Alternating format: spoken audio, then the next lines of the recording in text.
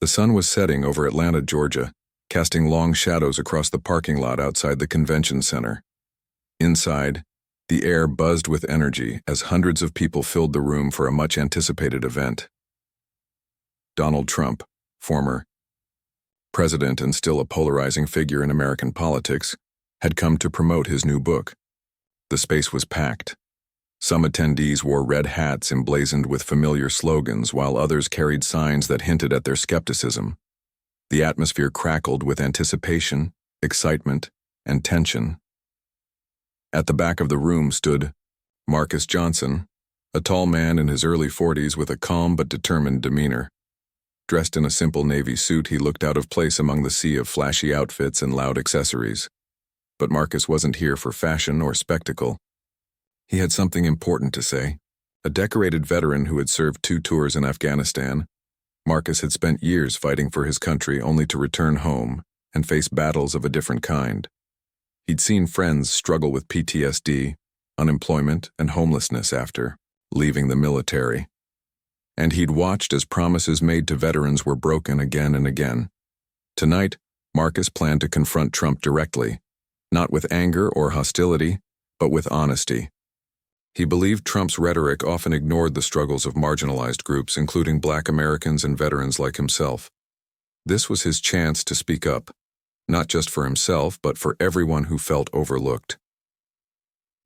Nearby, Lisa, Carter adjusted her camera strap nervously. A local journalist working for a small independent news outlet, Lisa had been assigned to cover the event.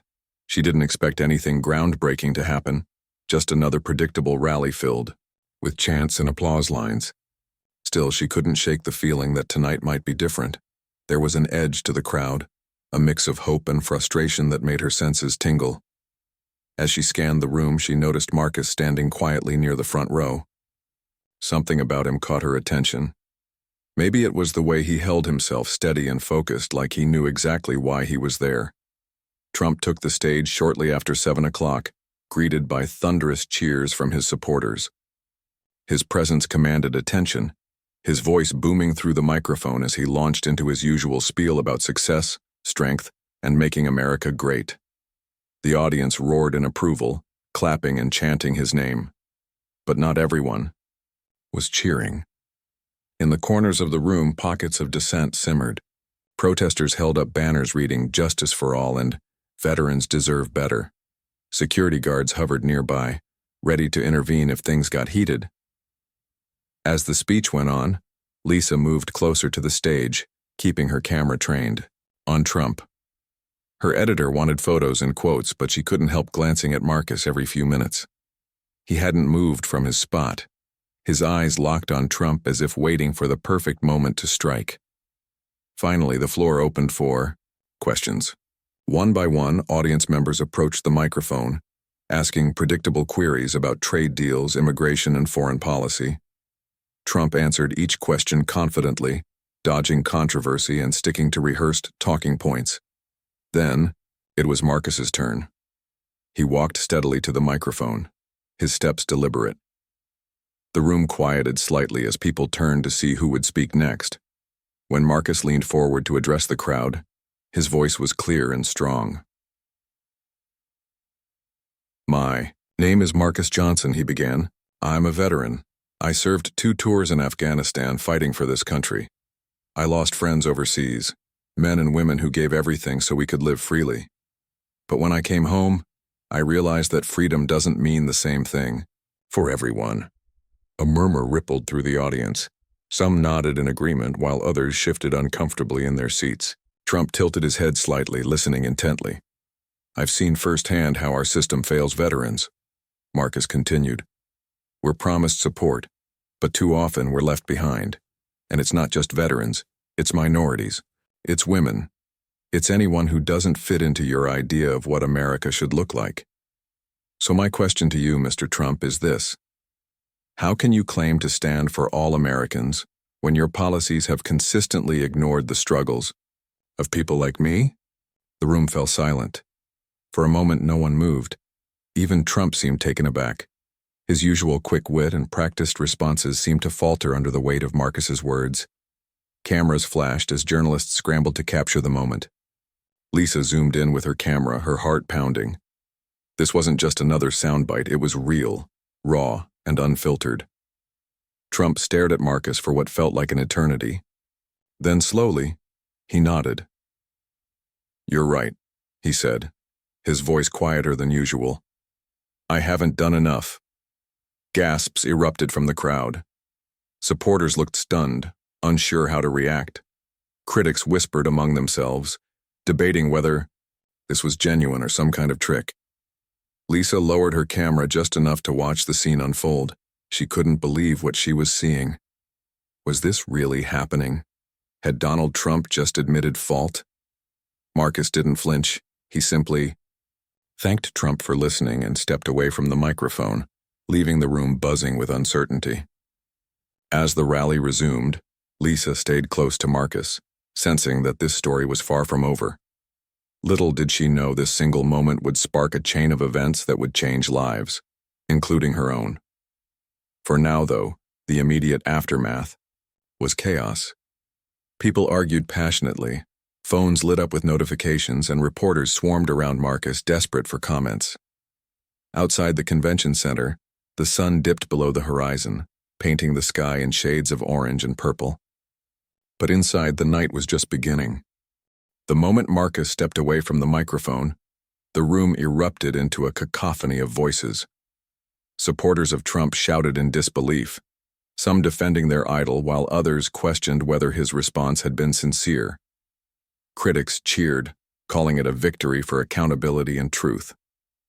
Cameras flashed nonstop as journalists jostled for position, trying to get closer to Marcus or snap photos of Trump's unusually solemn expression. Lisa Carter stayed near the front of the chaos, her camera slung over her shoulder. She watched as Marcus moved calmly through the crowd, ignoring the people reaching out to shake his hand or ask questions. His face was unreadable, no hint of triumph or regret. Lisa wondered what he was thinking. Was he satisfied with how things had gone? Or was he bracing himself for backlash? Trump, meanwhile, stood frozen on stage. For once, he didn't seem eager to move on to the next topic or joke. Instead, he stared at the empty microphone where Marcus had stood moments earlier. His advisors whispered urgently in his ear, likely urging him to regain control of the situation. But Trump waved them off, his brow furrowed in deep thought. Finally, after what felt like an eternity, he spoke again. "Listen," he said, his voice louder, now but still uncharacteristically subdued. "Marcus is right about one thing: we can always do more, and I'm going to prove it." The crowd reacted predictably, cheers from some, boos from others. But Lisa noticed something unusual, a flicker of determination in Trump's eyes. It wasn't the rehearsed confidence she'd seen countless times before. This looked real. As the rally wrapped up, the energy in the room shifted. People filed out slowly, buzzing with excitement and confusion. Outside, TV crews set up makeshift studios, interviewing attendees about what they'd just witnessed. Social media exploded with reactions, hashtags trending worldwide. Videos of the exchange circulated endlessly, accompanied by debates about its meaning and significance. For Marcus, the attention was overwhelming. By the time he reached the parking lot, his phone was vibrating nonstop with notifications. Friends, family, and strangers flooded his inbox with messages of support or criticism. Some praised him for standing up to Trump. Others accused him of grandstanding or seeking fame. He ignored them all, focusing instead on finding his car. That's when Lisa approached him. "Mr. Johnson," she said cautiously, holding up her press badge. "I'm Lisa Carter. I work for the Atlanta Independent. Can I talk to you for a minute?" Marcus hesitated. He wasn't used to being pursued by reporters, let alone ones who seemed genuinely interested in hearing his story. After a brief pause, he nodded. "Sure," he said, "but make it quick." They walked together toward a quiet corner of the parking lot, away from the noise and flashing lights. Lisa flipped open her notebook, ready to jot down notes. "First off," she began, Can you tell me what made you decide to confront Trump tonight? You must have known it would be risky. Marcus sighed, leaning against the hood of a nearby car. It wasn't about taking a risk, he explained. I've been talking about these issues for years. Veterans' rights, racial inequality, systemic neglect. No one listens unless there's drama involved. So, yeah, maybe I wanted to create a scene. But only because I believe what I set up. There, we deserve better. Lisa nodded, scribbling furiously. And how do you feel about Trump's response? Do you think it was genuine? Marcus shrugged. I don't know. Maybe he meant it, maybe he didn't. What matters is that people are paying attention now. That's the first step toward change. Their conversation was interrupted by a shout. A group of protesters had gathered nearby, holding signs and chanting slogans. One woman held a banner that read, "Black Lives Matter," while another waved a flag honoring fallen soldiers. They spotted Marcus and started clapping, cheering him on. He offered a small smile in return but didn't engage further. Back inside, the convention center, Trump retreated to a private room backstage.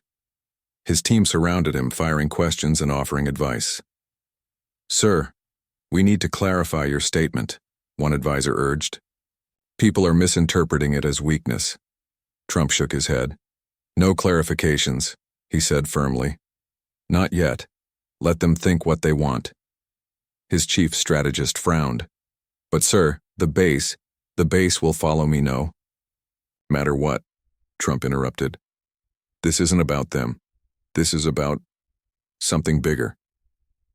He trailed off, leaving his team baffled. For once, he didn't seem concerned with polls or headlines. Something about Marcus's words had struck a chord, though none of his advisors could figure out what it was. By midnight, the convention center was nearly empty. Reporters packed up their equipment and security guards locked the doors behind them. But the impact of the evening lingered. Across the country, late-night hosts joked about Trump's unexpected humility, while political analysts debated its implications. Online forums lit up with arguments, memes, and conspiracy theories. Everyone had an opinion. Marcus drove home in silence, replaying the events of the night in his mind.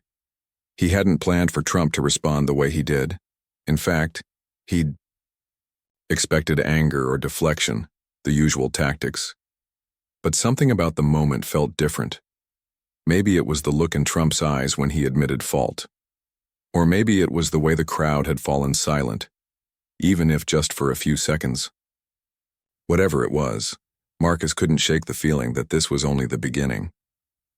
Lisa spent the rest of the night writing her article.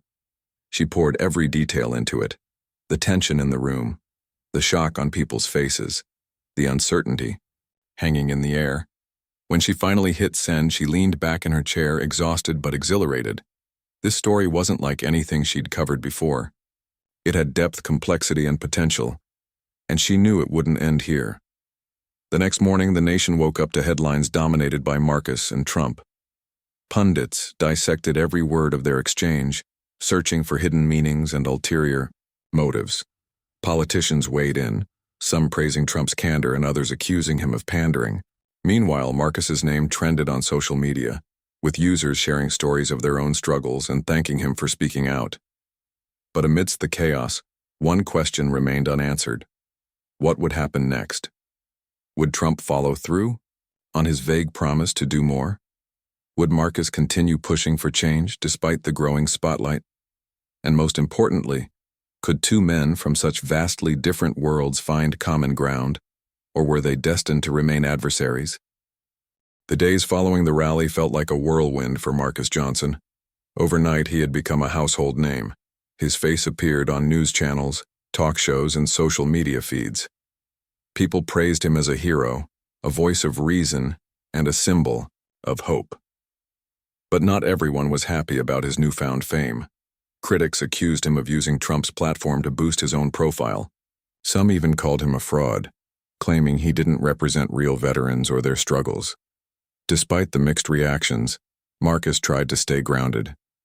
He spent most of his time at home, fielding calls from reporters and scrolling through endless messages on his phone. Friends and family called to congratulate him, But there were also angry texts from strangers questioning his motives. One message stood out. "You think you're helping, but all you're doing is giving him more attention." It made Marcus pause. Was he making a difference, or was he just adding fuel to the fire? Meanwhile, Lisa Carter couldn't stop thinking about Marcus either. Her article about the confrontation had gone viral, earning her praise from colleagues and readers alike.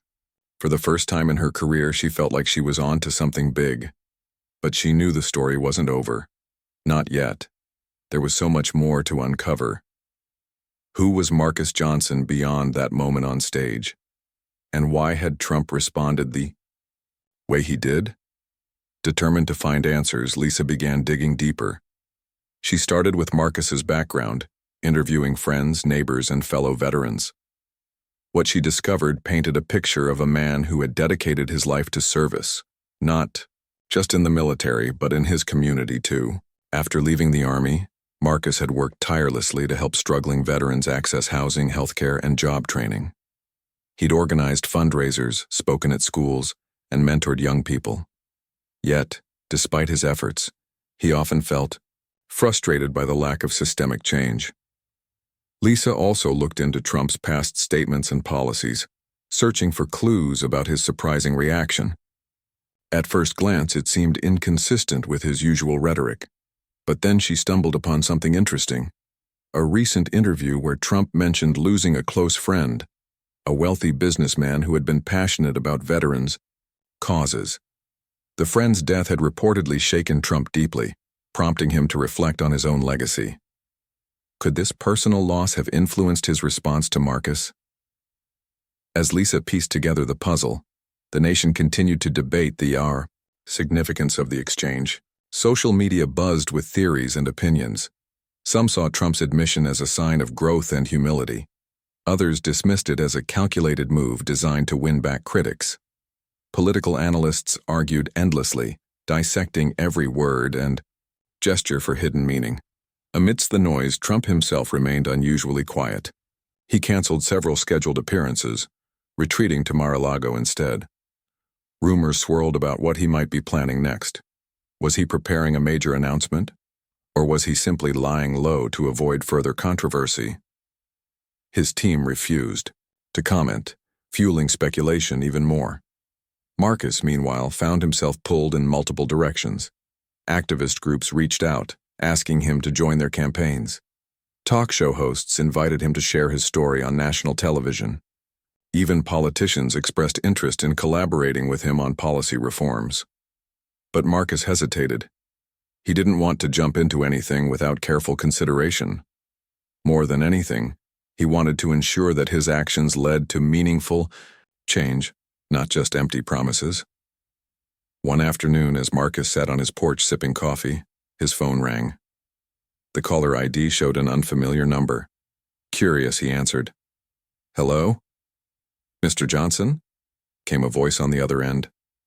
It was smooth and confident, unmistakably belonging to someone used to being in charge. "This is Donald Trump." Marcus froze, unsure how to respond.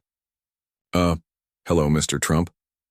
"I've been meaning to reach out," Trump continued. "Your words that night, they stuck with me. I've been thinking a lot about what you said." Marcus blinked, caught off guard. "Thank you," he managed to say. "I appreciate that." Trump paused before speaking again. "Look, I know we don't see eye to eye on everything, but maybe we can work together on something important, something that helps veterans like you." Marcus frowned, unsure whether to trust the offer. "What exactly do you have in mind?" "For starters," Trump replied, "how about we meet in person? We can discuss ideas, figure out where we agree, and go from there." After a long silence, Marcus agreed. "All right," he said cautiously. "Let's talk." When Lisa heard about the meeting, she was skeptical. "Do you really think this is a good idea?" she asked Marcus during one of their conversations. "Trump isn't known for keeping promises." "I know," Marcus admitted. "But if there's even a small chance he's serious, I have to take it. Too many lives are at stake." The meeting took place a week later at Mar-a-Lago. Marcus arrived early, feeling out of place among the opulent surroundings. Trump greeted him warmly, shaking his hand firmly. They sat down in a private dining room, surrounded by gold accents and crystal chandeliers. Despite the luxurious setting, the conversation started awkwardly. Both men were wary, unsure how far they could trust each other. But as they talked, something unexpected happened. They found common ground. Trump listened intently as Marcus described the challenges facing veterans, broken systems, inadequate resources, and widespread indifference. In turn, Marcus listened as Trump shared stories about his late friend and his desire to leave a lasting impact. By the end of the meeting, they had sketched out a rough plan for a new initiative aimed at reforming veterans' benefits. Word of their collaboration leaked almost immediately. Reporters swarmed Mar-a-Lago, desperate for details. Social media erupted once again with users divided over the partnership. Supporters hailed it as a step toward unity and progress. Critics called it a publicity stunt, accusing both men of exploiting the issue for personal gain. Behind the scenes, tensions simmered within Trump's organization. His advisors were furious, convinced that aligning with Marcus would alienate core supporters. "This isn't who we are," one executive snapped during a heated meeting. "We can't afford to look soft." Trump shrugged off their concerns. "Sometimes you have to take risks," he said. "If we don't try, nothing changes." For Marcus, the backlash was harder to ignore. Friends warned him that working with Trump could damage his reputation. Online trolls attacked him relentlessly, calling him a sellout and worse. Through it all, Marcus stayed focused on the bigger picture. "It's not about us," he told Lisa during one of their check-ins. "It's about the people who need help. If we can make their lives better, none of the rest matters." As weeks turned into months, the initiative gained momentum. Volunteers signed up to help, donations poured in, and lawmakers began drafting legislation to support the cause. Lisa covered every development, her articles shining a light on the human stories behind the headlines. She interviewed veterans who had benefited from the program, capturing their gratitude and hope for the future. But challenges remained. Powerful figures within Trump's inner circle worked tirelessly to undermine the project, spreading misinformation and rallying opposition. Marcus and Trump faced tough decisions, balancing idealism with practicality. Could they overcome the resistance and deliver real results? Or would the weight of expectations crush them before they succeeded? Only time would tell. But for now, Marcus held on to one simple belief.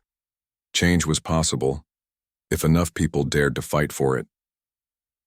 The initiative between Marcus Johnson and Donald Trump began to take shape, but it wasn't without its hurdles. At first, things seemed promising. Volunteers poured in from all over the country. Veterans, activists, healthcare professionals, and even some politicians who saw an opportunity to make a real difference. Donations flooded in too, coming from everyday people as well as wealthy donors eager to support a cause that had captured national attention. The project, tentatively named Veterans First, aimed to tackle three main issues: veteran homelessness, mental health care access, and job training programs. Marcus threw himself into the work with relentless energy.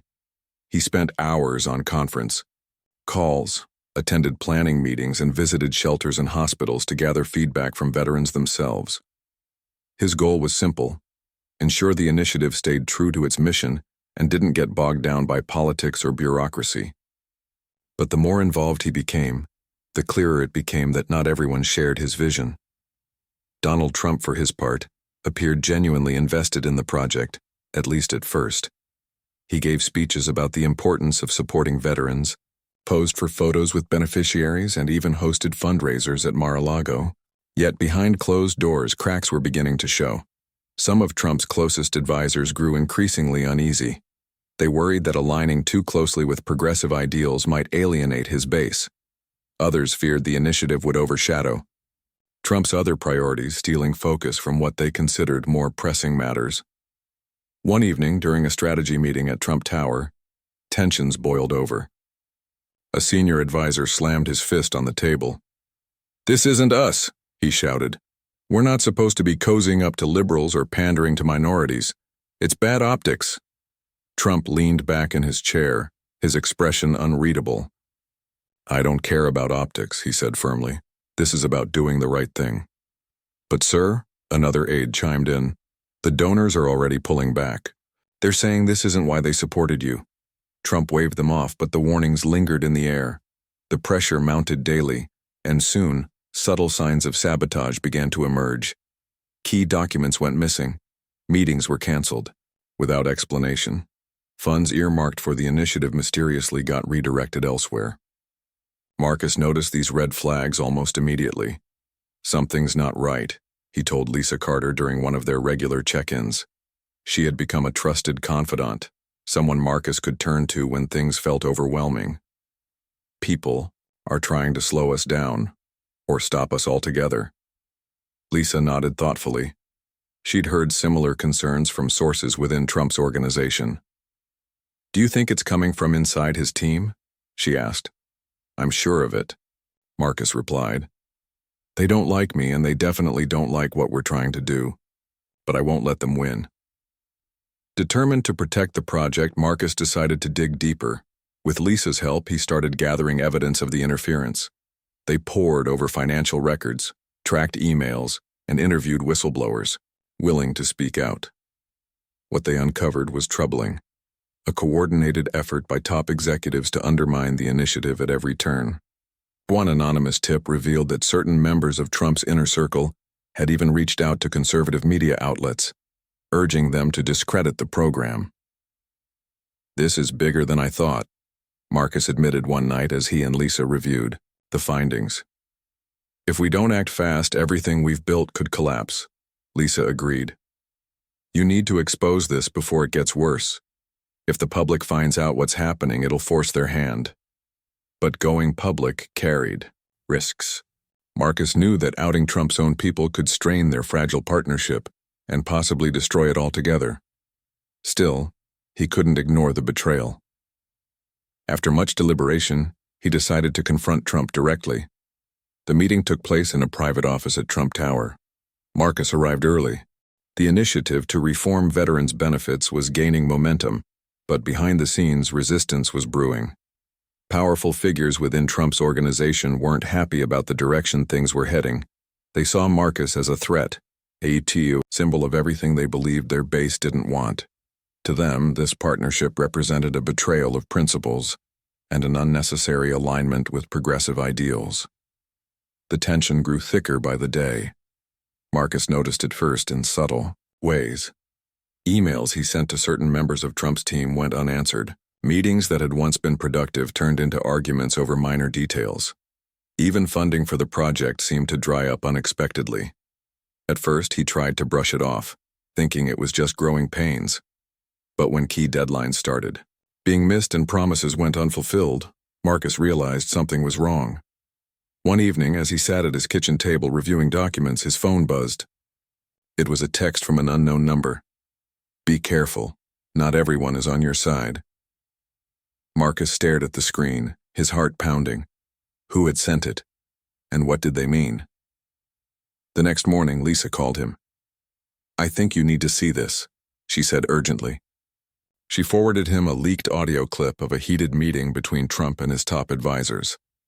In the recording, one executive argued that the Veterans Initiative was alienating core supporters. Another suggested scaling back the project or scrapping it altogether. Trump's voice cut through the noise, firm but frustrated. We're not stopping, he said. This is bigger than politics. Marcus listened to the clip twice, his mind racing. He knew the pushback would come eventually, but hearing it so clearly made it feel personal. Lisa urged him to act quickly. If they're trying to sabotage this, we need to expose them, she said. People deserve to know the truth.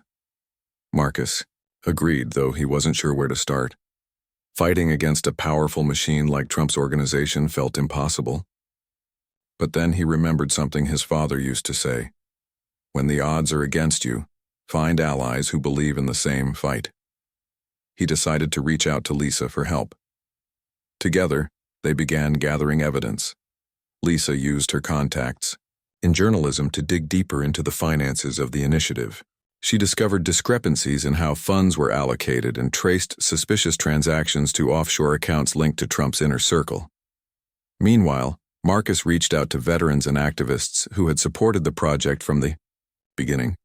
Their testimonies painted a clear picture of deliberate obstruction. As they worked, the pressure mounted. Marcus received more anonymous messages, some threatening, others warning him to back off. His car tires were slashed one night, and a brick was thrown through his living room window. Still, he refused to give up. "They can try to scare me," he told Lisa, "but I won't let them silence me." Finally, they had enough proof to go public. Lisa wrote a detailed exposé, laying out the sabotage attempts and naming those responsible. The article was published on the front page of her newspaper, accompanied by interviews with veterans and whistleblowers. It sent shockwaves through the country. Readers were outraged, flooding social media with demands for accountability. Trump was furious when he saw the story. He called an emergency meeting with his team, confronting each advisor individually. "Who did this?" he demanded, slamming his fist on the table. No one admitted to leaking the audio, but the damage was done. Public trust in his organization was crumbling. In the days that followed, Trump faced a moral dilemma. He could side with his longtime allies, the people who had stood by him through thick and thin, or stand by Marcus and risk fracturing his empire. For someone who prided himself on loyalty, it was an agonizing choice. He chose Marcus. At a dramatic press conference held in New York City, Trump announced the firing of several top executives, including some of his closest confidants. "Sometimes," he said, standing beside Marcus, "doing the right thing means making sacrifices. This initiative isn't about politics, it's about helping those who served our country. Anyone who stands in the way of that doesn't belong here." The announcement drew mixed reactions. Supporters praised Trump for taking a stand, while critics accused him of hypocrisy and self-preservation. But for Marcus, it was a victory, not just for himself, but for every veteran who had ever felt forgotten. With the saboteurs gone, the initiative regained its footing. Funding flowed freely again, and volunteers returned in droves. Marcus and Trump appeared together at events, speaking passionately about the importance of supporting veterans. Though their partnership remained uneasy, they shared a common goal: to make a difference. Lisa continued covering the story, documenting every step of the journey. Her articles highlighted the human impact of the initiative, featuring stories of veterans whose lives had been transformed. One man, a former Marine named Kevin, described how the program had helped him secure affordable housing after years of homelessness. "This saved my life," he told Lisa, tears streaming down his face. "I never thought anyone cared until now." Despite the progress, Marcus knew the fight wasn't over. There would always be obstacles, always be people working against change. But for the first time in a long time, he felt hopeful. The initiative had proven that even the most divided groups could come together for a greater purpose. Trump, too, seemed changed by the experience. He spent less time focusing on polls and headlines and more time listening to the people affected by his decisions. Whether it was genuine growth or strategic maneuvering, no one could say for sure. But Marcus didn't care about motives anymore. What mattered was action and results. As the months passed, the initiative expanded beyond veterans' benefits to address broader issues like mental health care, education, and employment opportunities. It became a model for bipartisan collaboration, inspiring similar projects across the country. Politicians from both sides of the aisle praised the effort, calling it a rare example of unity in a deeply polarized era. For Marcus, the journey had been exhausting, but rewarding. He often thought back to that night in Atlanta, when he'd stepped up to the microphone unsure of what would happen. He hadn't expected Trump to listen or to admit fault. But sometimes, the smallest moments sparked the biggest changes. One evening, as Marcus prepared for another event, Lisa stopped by to check in. "You've come a long way since that rally," she said with a smile. "Do you ever think about what might have happened if you hadn't spoken up?" Marcus nodded. All the time. But I don't dwell on it. What's done is done. Now we keep moving forward. And move forward they did. Together, Marcus, Trump, Lisa, and countless others proved that even in the darkest times there was always hope. For healing, for justice, and for a better future. The Veterans Initiative had grown far beyond what anyone could have imagined. What started as a single moment of confrontation in Atlanta had turned into a nationwide movement, touching the lives of thousands. The program provided housing for homeless veterans, mental health support for those struggling with PTSD, and job training to help them transition back into civilian life. It wasn't perfect, there were still challenges and setbacks, but it was making a real difference. Marcus Johnson found himself at the center of it all, though he never sought the spotlight. He traveled across the country, visiting shelters, hospitals, and community centers where the initiative's work was unfolding. Everywhere he went, he met people whose lives had been transformed.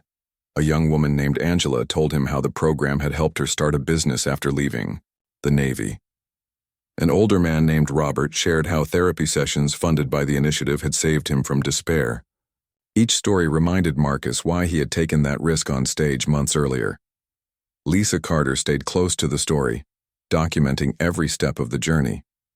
Her articles highlighted not just the successes but also the struggles, the bureaucratic hurdles, the funding shortages, and the occasional resistance from skeptics. But through it all, she focused on the human element, showing readers the faces behind the statistics. Her work earned her national recognition, including an award for investigative journalism. Yet Lisa remained humble, crediting Marcus and the veterans for inspiring her to dig deeper. Donald Trump, meanwhile, continued to play a role in the initiative, though his involvement became less frequent over time. After the firings and the press conference, he returned to his usual routines: business deals, media appearances, and political maneuvering. But something about him seemed different. He spoke more often about service and sacrifice, using his platform to amplify causes he once ignored. Critics dismissed it as another phase, but those who worked closely with him noticed a shift. Whether it was genuine or strategic no longer mattered. The impact was undeniable. As the initiative gained traction, Marcus and Trump's partnership began to wind down. They had accomplished what they set out to do, proving that collaboration across divides was possible.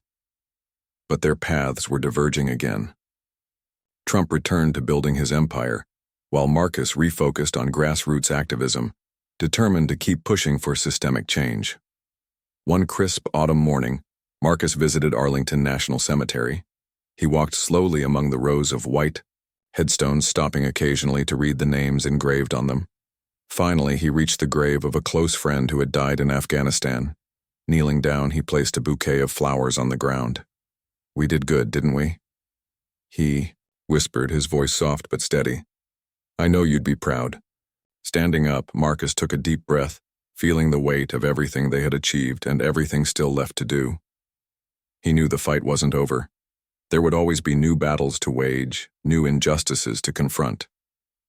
But for now, he allowed himself a moment of peace. Back in New York, Trump sat in his office watching a news segment about the initiative. The reporter mentioned his name briefly, praising his willingness to listen and adapt. Trump leaned back in his chair, a faint smile crossing his face. He hadn't expected this chapter of his life to unfold the way it did. At first, he had seen Marcus as just another critic, someone to brush off or silence. But their encounter had forced him to confront uncomfortable truths, and ultimately to grow. Trump picked up his phone and scrolled through recent messages. One caught his eye, a note from Marcus thanking him for his support. It was brief, but sincere. Trump stared at the screen for a moment before setting the phone aside. For the first time in years, he felt a sense of quiet satisfaction, not because of wealth or power, but because he had played a part in something meaningful. Across the country, Lisa sat at her desk, typing the final draft of her book about the initiative. She had titled it Unlikely Allies, capturing the essence of the story. As she wrote the last sentence, she paused, reflecting on everything she had witnessed.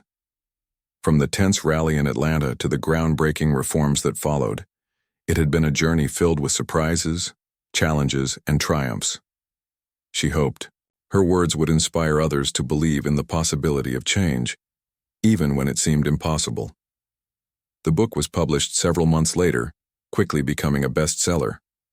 Readers praised Lisa for her honesty and insight, calling the story a testament to the power of courage and compromise.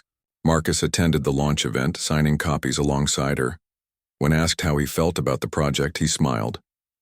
"It's not about us," he said simply. "It's about everyone who needs to know they're not alone." Years passed, and the legacy of the initiative endured. Veterans organizations adopted its model, expanding its reach to underserved communities. Lawmakers referenced it during debates, citing it as proof that bipartisan cooperation could work. And activists carried its lessons forward, using it as a blueprint for future movements. Marcus eventually stepped away from the national stage, returning to his hometown to focus on local projects. He mentored young people, encouraging them to speak up for what they believed in. Lisa continued her career in journalism, covering stories that challenged the status quo. And Trump? He remained a controversial figure, but even his harshest critics acknowledged the role he had played in sparking change. In the end, the story wasn't about any one person. It was about moments, the kind that happen when people choose to listen instead of argue, to act instead of ignore, to unite instead of divide. It was a reminder that progress wasn't easy, but it was always worth fighting for. On a quiet evening, years after the rally in Atlanta, Marcus stood on his porch, watching the sun dip below the horizon. His phone buzzed with a text from Lisa. "Thinking about you. Hope you're doing well." He smiled, typing back a quick reply. "Doing great. Thanks for everything." As darkness fell, Marcus looked up at the stars, feeling grateful for the journey and hopeful for whatever came next.